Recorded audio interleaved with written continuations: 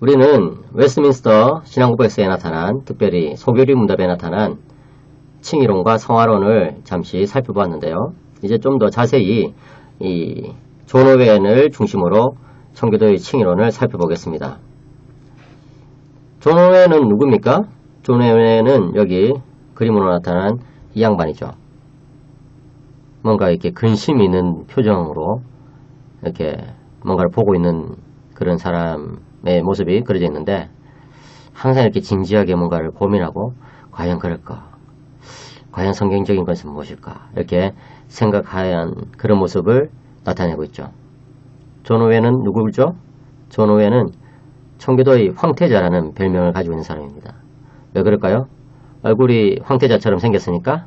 그게 아니고 어떤 주제를 다루든지 간에 엄청 꼼꼼하게 다뤘거든요. 그래서 여러분, 이 존 오웬의 작품을 읽다 보면은, 야, 참 어떻게 이렇게까지 깊이 파고드나, 정말 이 사람 대단하구나, 이런 것을 느낄 수가 있어요. 우리나라 목회자들 가운데 이 존 오웬의 영향을 제일 많이 받은 분이 김남준 목사님이라고 할 수 있습니다. 열린교회에서 이제 담임하고 계시는 김남준 목사님. 그분이 존 오웬의 책을 이제 다 읽으셨죠.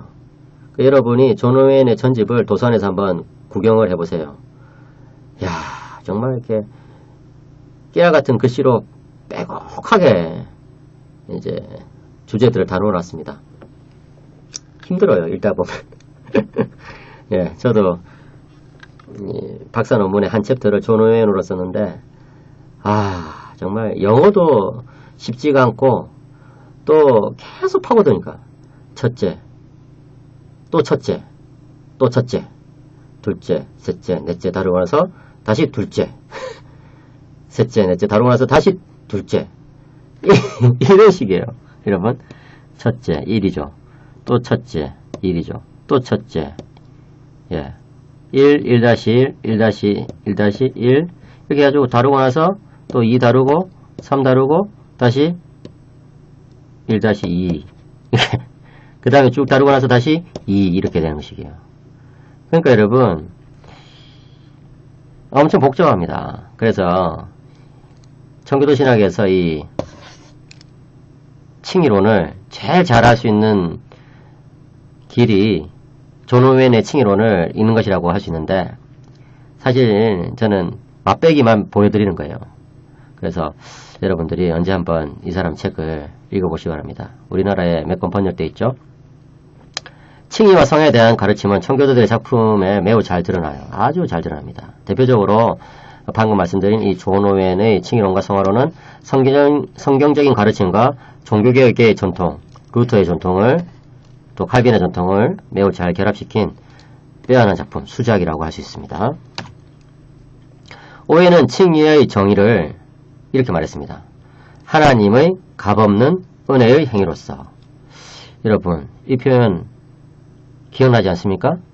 웨스트민스터 소교리 문답에 그대로 들어있죠. 그죠? 하나님의 값없는 은혜의 행위로서 믿는 죄인에게 그리스도의 의의를 전가시키고, 이 전가사상, 루터가 그렇게 강조했던 전가사상, 그로 말미암아 그가 죄의 용서를 받아 그의 양심의 평안을 말하는 것, 꼭 그가 오르며 하나님 앞에서 받아들여진다고 선언하는 것, 이것이 바로 칭의라는 거예요. 무슨 말일까요? 칭의란 것은 이 법정적 선언이라는 것이 법정적 선언.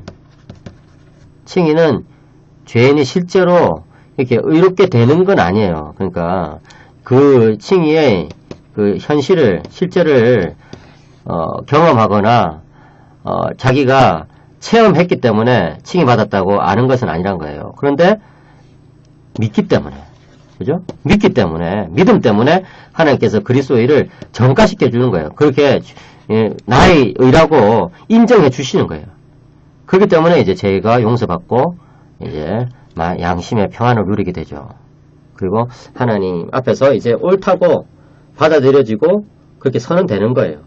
그러니까 여러분, 이 칭의는 법정적인 선언이다. 이것을 여러분 기억해야 돼요. 자칫 잘못하면 성화와 섞어버리면 곤란하거든요. 그러면 성화가 이루어지지 않으면 칭의가 안 이루어진 것처럼 생각해서 늘 구원에 대해서 불안감을 느낄 수밖에 없죠. 이 정의에서 부각되는 것은 뭡니까? 칭의는 무조건적인 하나님의 은혜에 근거했다는 것. 또 칭의는 그리스도에 의해 정과를 통해서 이루어진다는 것. 또 칭의는 죄의 용서와 법정적인 선언이 된다는 것이. 이에서 더 나아가서 오해는 칭의론에 대해서 더 중요한 내용들을 계속 가르칩니다. 첫째로 생각해 볼 것은 오웬이 칭의론을 언약론 안에 둔다는 거예요. 언약이란 무엇입니까? 언약에 대해서 많이 설명했죠. 언약이란 것은 하나님께서 믿는 자와 그 자녀들에게 하나님의 약속과 사명을 주시기 위해서 무조건적이고 일방적으로 체결하신 그런 구원의 결합을 언약이라고 말합니다. 물론 우리는 행위언약을 적용할 때 구원의 결합이라고 말하기는 좀 힘들겠지만 어쨌든 하나님과 인간 사이에 그런 강력한 결합을 언약이라고 말하죠. 그죠? 은혜 언약을 생각했을 때는 바로 그 정의가 정확하게 맞죠. 그런데 오해는요, 이 칭의론을 언약론 안에 둔다는 거예요. 그는 행위언약이 뭡니까? 하나님께서 첫사람 아담과 맺으신 언약이에요. 이 행위언약과 은혜언약 뭡니까? 아담이 타락한 이후에 하나님께서 다시금 인간과 맺으신 모든 언약들을 은혜언약이라고 그러죠. 그죠? 그래서 아담은 독특하게도 창세기 1장과 2장에는 행위언약을 받았고 3장에는 이 하나님의 다시 받아들여 주심을 받았기 때문에 은혜 언약을 또 받은 사람이라고 할 수 있어요. 그래서 아담은 아주 독특하게 행위 언약과 은혜 언약을 동시에 경험한 그런 유일한 사람이 되는 것이죠. 그런데 행위 언약에는 중보자가 없었죠. 그죠? 그래서 아담의 순종에 행위 언약에 복이 달려 있었어요. 그래서 아담의 그 순종의 행위에 이 복이 달려 있었기 때문에 행위 언약이라고 부르는 거예요. 물론 청교도들은 모두 다 아담의 언약에도 이 첫 언약에도 역시 은혜적인 요소가 있다 이렇게 다 이야기했습니다. 그런데 행위가 좀 부각되기 때문에 그렇게 이야기한 거예요. 하지만 새 언약은 뭡니까? 특별히 여러 은혜 언약들 가운데서도 구약에 나오는 은혜 언약들 말고 신약에 나오는 이 은혜 언약을 새 언약이라고 하죠. 그죠? 이 새 언약, 신약에서 그리스도께서 주시는 은혜 언약 안에서는 중보자가 있죠. 그죠? 행위 언약에는 중보자가 없었는데 이제 새 언약에서는 중보자가 있는 거예요. 그래서 새 언약에서는 그렇지 않다 이렇게 이야기했어요. 뭡니까? 새 언약에서는 신자의 행위와 개인적 순종이 그 언약의 파기와 지속을 좌우하지 않는다라고 오해는 가르칩니다. 뭡니까? 신자가 좀 부족하고 개인적인 순종이 부족해도 언약이 곧장 파기되지 않는다는 거예요. 만약에 언약이 곧장 파기된다고 하면요, 우리는 하루에도 이 새 언약이 수없이 파기되는 것을 경험할 것입니다. 그렇지 않습니까, 여러분? 우리 머릿속에 5만 가지 생각이 왔다 갔다 하는데 그 중에서 얼마나 죄악이 많습니까? 그렇기 때문에 새 언약은 어디에 좌우됩니까? 새 언약은 오직 그리스도께서 중보자가 되셔서 새 언약의 성취를 보증하십니다. 그죠? 그러니까 이것이 은혜 언약이라 불리는 거예요. 하나님의 은혜, 그리스도의 은혜에 근거하기 때문에. 계속 보겠습니다. 외에는 이미 창세기 3장 15절에서 나오는 이 원시복음 안에 칭의의 복음이 희미하게라도 포함되어 있었다고 주장합니다. 아주 흥미로운 주장이죠. 그죠? 창세기 3장 15절 여러분 다 아실 것입니다. 여기 나와 있죠? 같이 읽어보겠습니다.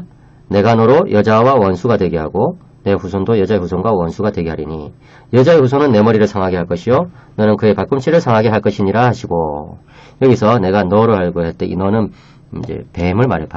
뱀. 이 하와를 유혹했던 그 뱀이죠. 이 너로 이 여자와 원수가 되게 하고, 다시 말해서 하와와 원수가 되게 하고, 내 후손도 뱀의 후손들, 악한 자들도 여자의 후손들, 모든 하나님의 백성들을 뜻하죠. 이제 그 사이에 원수가 이제 원수 그 적이, 그죠? 그런 서로에 대한 원수의 그런 적이가 있게 하리니, 뭐냐면 하나님께서 이제 하나님을 떠나서 뱀에게 한패가 된 사람을 다시 돌아오게 하리니 이 뜻이에요. 그러니까 이게 복음이 되는 것이죠. 그죠? 뱀에게 하신 이 말씀이 참 인간들에게 복음이 되는 거예요. 창세기 3장 15절 그래서 원시 복음이라고 이야기하죠. 그죠? 여자의 후손은 특별히 예수 그리스도를 상징한다고 이렇게 설명했습니다. 내 머리를 상하게 할 것이요. 그래서 여자의 후손 그리스도께서 뱀의 머리를 박살내니까 사탄의 세력을 깨부수실 거죠. 근데 이제 이 뱀은 그의 발꿈치, 여자의 후손의 발꿈치를 상하게 한다. 그리스도가 고난을 당하시고 죽으시죠. 그죠? 네. 그렇지만 그리스도는 어떻게 됩니까? 죽음을 통하여 부활하셔가지고 최종적으로 승리하시는 거예요. 네. 이 안에 희미하게라도 이 칭의 복음이 들어있다는 거예요. 이 안에 보시면은 벌써 하나님께서 일방적으로 구원을 이루어가시는 그런 모습을 보여주잖아요. 그죠? 그러니까 이 안에도 이 칭의 그런 복음이 들어있다라고 오웬이 강을 친 거예요. 오웬은 그리스도의 새 언약 때문에 칭의가 주어진다고 가르칩니다. 그리스도의 새 언약이 있기 때문에 우리는 칭의 받을 수 있다. 이것은 구원의 전 과정을 언약 안에 두는 개혁신학의 전통을 잘 개성한 거라고 볼 수 있습니다. 예. 그러니까 여러분 개혁신학에서 구원하면 무엇을 생각했냐면 언약 생각해야 됩니다. 스펄전은 하나님께서 인간을 대하실 때 언약 밖에서 대하시는 법이 없다라고 말할 정도로 하나님의 모든 이제 인간과의 관계는 언약 관계라고 이야기하고 있죠. 그것을 이제 청교도 사상을 잘 개성한 거라고 볼 수 있어요. 스펄전은 현대의 청교도 이렇게 불리는 사람이죠. 물론 산지는 오래됐지만 자, 오웬은 칭의론에서 그리스도를 매우 강조하고 있습니다. 자, 칭의론에서 그리스도가 당연히 강조될 수밖에 없죠. 오웬은 전가 사건에서 그리스도의 능동적이고 수동적인 의가 신자에게 전가되고 또 신자의 죄가 그리스도에게 전가된다고 그렇게 주장합니다. 그래서 그리스도의 능동적인 의라는 것은 뭐냐면 율법에 대한 그리스도의 순종을 뜻해요. 여러분 예수님께서 율법을 지키셨습니까? 안 지키셨습니까? 율법을 지키셨죠. 그죠? 그것이 뭐냐면은 능동적인 의가 되는 거예요. 근데 그리스도의 수동적인 의가 또 있어요. 뭐냐면은 그것은 그리스도께서 고난과 죽음을 이제 당하신 거거든요. 그죠? 그러니까 수동적인 의라고 이렇게 표현한 거예요. 그래서 능동적 의에서는 우리를 위해서 이제 구주가 될 수 있는 그런 이제 자격을 갖추셨죠. 수동적 의에서는 우리에게 나눠줄 수 있는 의를 획득하셨다 이렇게 이야기하는데 사실은 오웬의 말처럼 그리스도의 순종에 대해서 이렇게 능동적, 수동적 이렇게 구분할 수 없을 때가 더 많죠. 왜냐면은 그리스도께서 여러분 고난당하신 것, 또 그리스도께서 십자가에 죽으신 것, 그게 수동적입니까? 수동적이라고 말할 수가 없을 거예요. 왜냐하면 그리스도께서 직접 이 선택하신 길이니까요. 모든 그리스도의 사역은 자발적인 사역이죠. 그죠? 그리스도는 모든 사역을 능동적으로 자신의 의지에 따라서 자발적으로 행했기 때문에 수동적의 이런 표현을 쓸 수 없어요. 그렇지만 오웬은 논쟁을 할 때에 편의상 그리스도의 수동적이라는 표현을 또 사용하기도 합니다. 뭐 사람들이 일반적으로 많이 쓰니까 그냥 써주는 거죠. 예. 그렇게 안 하고 계속 이제 설명하려고 하면 복잡하니까. 아무튼 중요한 것은 오웬이 그리스도의 능동적 의와 이 수동적 의가 모두 신자에게 다 전가된다고 가르친 거예요. 그러니까 한마디로 말해서 모든 그리스도의 의가 신자에게 전가된다는 거예요. 이것은 칼빈의 가르침과 같죠. 예. 오웬은 로마서 5장 12절부터 21절을 바탕으로 해가지고 이러한 가르침을 주장합니다. 꼭 한번 읽어보시기 바랍니다. 또 오웬은요, 로마 카톨릭의 제1차 칭의와 제2차 칭의 개념이 근거가 없다고 주장합니다. 이 오웬 당시 어떤 로마 카톨릭 사람들은요, 사실은 이 주류 로마 카톨릭 사람들이죠. 이 사람들은 그리스도를 믿음으로 원죄가 사라지고 은혜의 습관이 주입되는 것을 1차 칭의라고 불렀어요. 1차 칭의. 은혜의 습관, habit, 그죠? habit of grace. 이 은혜를 추구하고 은혜를 따라서 살아가는 그런 습관이 신자에게 내재적으로 이제 주어진다 이렇게 보거든요. 이 1차 칭의에서. 1차 칭의의 공로적인 원인은 그리스도의 순종 혹은 만족이었다고 이렇게 로마 카톨릭 사람들 말했어요. 근데 반면에 2차 칭의란 뭡니까? 2차 칭의는 1차 칭의의 결과로 따라오는 것인데요. 그것의 형식적인 원리는 은혜와 사랑의 원리에 따라서 뒤따라오는 이 선행인 거예요. 선행. 다시 말해서 2차 칭의는 그리스도의 이 순종으로 받는 것이고 그것을 믿으면 이제 받는 것이고 2차 칭의를 받아야 되는데 2차 칭의는 신자의 선행에 근거해 있다 이렇게 이야기하죠. 이렇게 여러분 1차 칭의, 2차 칭의 이렇게 나누는 게 트리엔트 공의의 가르침이거든요. 로마교 신자들은 바울은 1차 칭의만을 가르쳤다면 야고보는 2차 칭의를 가르쳤다고 이렇게 주장하고 있습니다. 바울은 오직 믿음으로 받는 의를 가르쳤다면은 이 야고보는 뭐라고 말합니까? 행위가 없는 믿음은 죽은 것이다 이렇게 이야기하면서 이 칭의에 행위를 집어넣은 것처럼 보이지거든요. 예, 그래서 이제 로마교 신학자들은 1차 칭의와 2차 칭의가 있다 이런 식으로 나눴는데 사실 이런 것들이 오늘날에도 다시 부활하고 있어요. 여러 가지 이름을 달고 특별히 이제 세관점 학파에 많은 사람들이 또 이렇게 1차 칭의, 2차 칭의를 주장하는 사람들이 있거든요. 사실은 여러분 벌써 500년 전에 나왔던 트리엔트 공의회의 그런 가르침과 아주 유사한 거예요. 트리엔트 공의회가 뭡니까? 루터가 이제 죽을 때쯤 1546년에 루터 죽으니까 루터가 죽기 1년 전부터 열린 공의회인데 여기서 이 루터의 칭의론을 엄청 비판하고 정죄하고 저주를 하거든요. 그런 내용이 뭡니까? 1차 칭의와 2차 칭의가 있다 이런 내용이에요. 그래서 1차 칭의는 그리스도의 근거에서 받고 2차 칭의는 신자의 선행의 근거에서 받는다. 그에 대해서 오해는 필사적으로 반대합니다. 절대 그렇지가 않다. 오해는 1차 칭의와 2차 칭의를 나누는 것을 복음을 혼란스럽게 만드는 것이다 라고 그렇게 주장했어요. 오해에 따르면 칭의는 오직 하나님의 은혜로 예수 그리스도의 보혈에 대한 믿음으로 주어지는 거예요.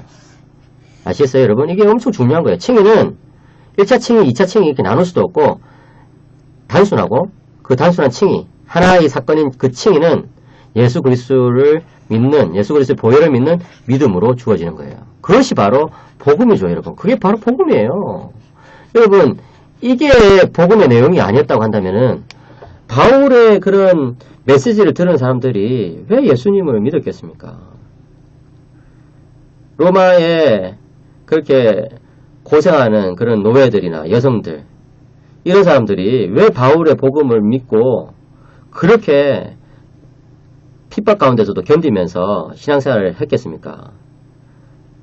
구원이 예수 그리스도의 그 공로, 예수 그리스도의 보혈만으로 주어졌기 때문에 그것이 사실이기 때문에 그걸 믿고 기뻐했던 것이죠. 그렇지 않고 그 사람들에게 여러분들이 일단은 1차 칭의를 예수 그리스도를 믿음으로 받게 됩니다. 그러나 여러분들의 상황이 어떻든지 간에 제대로 못 살면 2차 칭의 못 받아요. 그래서 구원에서 탈락합니다. 조심하시오. 이런 식으로 바울의 복음이 전파됐다고 한다면은 노예들, 여성들, 그죠? 사회에 그런 참 가난한 사람들, 이런 사람들이 그런 메시지에 열광했을 리가 없죠. 어떻게 참 저는 오늘날 이 칭의의 복음이 참 여러가지 이름을 가지고 훼손되는 것을 보면서 너무 가슴이 아픕니다. 오해는 이 로마교회의 가르침은 복음을 말살한다고 이야기합니다. 로마교회에 따르면 성화가 칭의로 둔갑해버리기 때문이죠. 그죠? 그래서 칭의가 성화를 섞어버리기 때문에 거룩한 사람이 신자의 선행을 통해서 나타나지 않으면 칭의가 아직 안 이루어진 거예요. 그래서 죄에 대한 은혜로운 용서와 그죠? 의의 전가가 뜻하는 이 복음적 칭의론이 완전히 박살나고 만다라고 오웬이 적고 있어요. 오웬은 로마교회의 칭의론이 거짓이라고 본 것입니다. 그렇기 때문에 여러분 이 올바른 칭의론을 잘 이해하시기 바랍니다. 그것은 오웬이 잘 가르쳤을 뿐만 아니라 웨스트민스터 신앙고백서에서도 잘 드러나고 참 우리가 믿고 있는 바예요. 그것이 성경적인 가르침이죠. 그것이 뭡니까? 예수 그리스도를 믿음으로써 이롭게 된다는 것입니다. 바로 그 믿는 그 순간 우리는 의롭게 되고 그것은 절대 깨어질 수가 없습니다. 꼭 기억하시기 바랍니다.